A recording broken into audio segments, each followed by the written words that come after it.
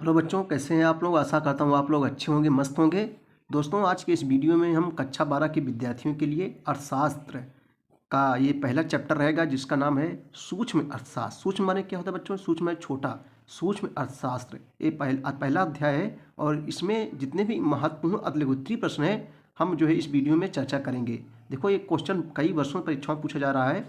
अतिलघुत्तरीय प्रश्न है कि सूक्ष्म अर्थशास्त्र क्या है दोस्तों, सॉरी, व्यष्टि अथवा सूक्ष्म अर्थशास्त्र क्या है अथवा व्यष्टि अर्थशास्त्र का अर्थ लिखिए। दोनों पूछ सकता है, दोनों में से एक पूछ सकता है, तो कई प्रकार से पूछा जा सकता है और कई वर्षों दोस्तों जो है परीक्षाओं में पूछा गया है। तो आइए इसका उत्तर देखेंगे।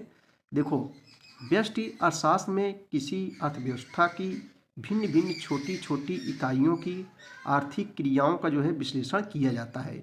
इसके अंतर्गत बच्चों विशेष व्यक्तियों, परिवार, फर्मों, फर्म से क्या होता है बच्चों? कंपनी, फर्मों, उद्योगों, विशेष श्रमिक जो मेहनत करते हैं, श्रमिक आदि का जो है विश्लेषण किया जाता है।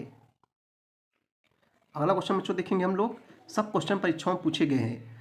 व्यष्टि अर्थशास्त्र की परिभाषा दीजिए। व्यष्टि अर्थशास्त्र की परिभाषा दीजिए। आइए इसका उत्तर देखेंगे। देखो, व्यष्टि अर्थशास्त्र के अंतर्गत बच्चों विशेष व्यक्तियों, परिवार, फर्मों, कंपनी, उद्योग, विशेष श्रमिक आदि का जो है विश्लेषण जो है किया जाता है। बहुत सरल परिभाषा है। अगला क्वेश्चन भी मोस्ट इंपॉर्टेंट, देखो कई वर्षों में परीक्षाओं में पूछा गया है। समष्टि अर्थशास्त्र को परिभाषित कीजिए। समष्टि अर्थशास्त्र को परिभाषित कीजिए। तो प्रोबोल्डिंग, ये जो है अर्थशास्त्री हैं, प्रोबोल्डिंग के अनुसार जो है समष्टि अर्थशास्त्र का संबंध समूहों, राष्ट्रीय आय, मूल स्तर, राष्ट्रीय उत्पादन आदि से जो है होता है। आगे देखेंगे, अर्थशास्त्र का केंद्रीय समस्याएं क्या है अथवा किसी अर्थव्यवस्था के 3 केंद्रीय समस्याओं के नाम लिखिए। दोनों पूछ सकता है, दोनों प्रकार से पूछा जा सकता है। तो बच्चों चलिए इसका उत्तर देखेंगे। पूछा गया परीक्षाओं में 2024 बोर्ड एग्जाम के लिए मोस्ट इंपॉर्टेंट रहेगा बच्चों। यह जो है NCERT रहेगा और सभी बोर्ड के स्टूडेंट्स के लिए इम्पोर्टेंट रहेगा। तो आइए इसका उत्तर देखेंगे। देखो, प्रत्येक समाज को यह निर्णय करना पड़ता है कि वह अपने दुर्लभ संसाधनों को किस प्रकार उपयोग करे। अर्थशास्त्र की समस्याएं इस प्रकार हैं। नंबर 1, किन वस्तुओं को और किस मात्रा में उत्पादन किया जाए। नंबर 2, इन वस्तुओं का उत्पादन कैसे करते हैं। नंबर 3, इन वस्तुओं का उत्पादन किसके लिए जो है किया जाए। चलिए दोस्तों, अगला क्वेश्चन देखेंगे हम लोग। पूंजीगत वस्तुएं क्या होती हैं। पूंजीगत वस्तुएं क्या होती हैं बच्चों? कई वर्षों से परीक्षाओं पूछा जा रहा है, 3-4 वर्षों से पूछा जा रहा है। पूंजीगत वस्तुएं क्या होती हैं? तो पूंजीगत समान टिकाऊ मानव निर्मित वस्तुएं हैं। पूंजीगत जो है समान टिकाऊ मानव निर्मित, जिसको मानव ने बनाया है। पूंजीगत समान टिकाऊ मानव निर्मित वस्तुएं हैं जिनका उपयोग व्यवसाय अपनी सेवाओं और वस्तुओं के उत्पादन के लिए जो है करते हैं दोस्तों। इनमें भवन, वाहन, मशीनरी और उपकरण जो है शामिल हैं। लेखांकन में पूंजीगत वस्तुओं को अचल संपत्ति माना जाता है। अचल संपत्ति किसे कहते हैं? जिसे बच्चों जमीन वगैरह हो गया, ये अचल संपत्ति है।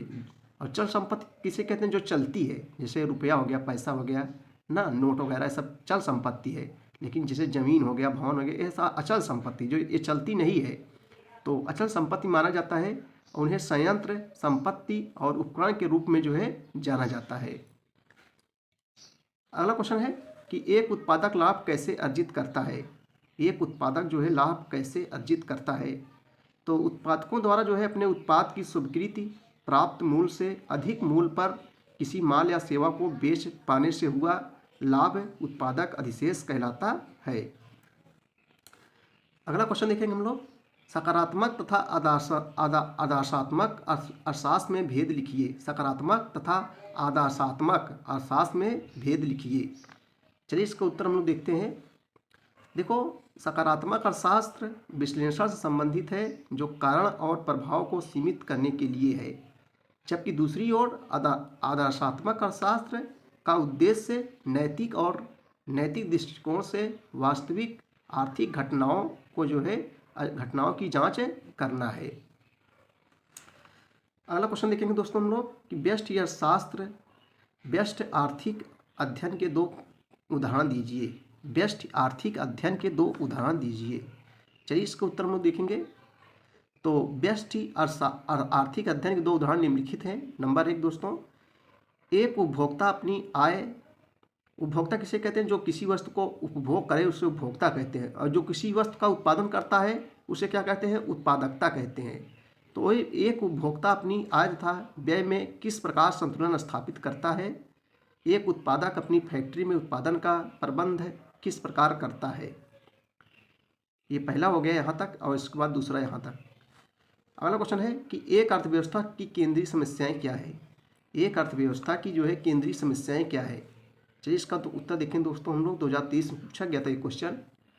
तो किसी अर्थव्यवस्था के केंद्रीय समस्याएं वस्तुओं और सेवाओं का उत्पादन, उसका वितरण और विक्रय है। विक्रय माने बेचना, क्रय माने खरीदना। उसका वितरण और विक्रय है। ये समस्याएं मुख्य रूप से संसाधनों की अनुपलब्धता के कारण उत्पन्न होती हैं, जो उपरोक्त सभी प्रणालियों को जो है प्रभावित करती हैं।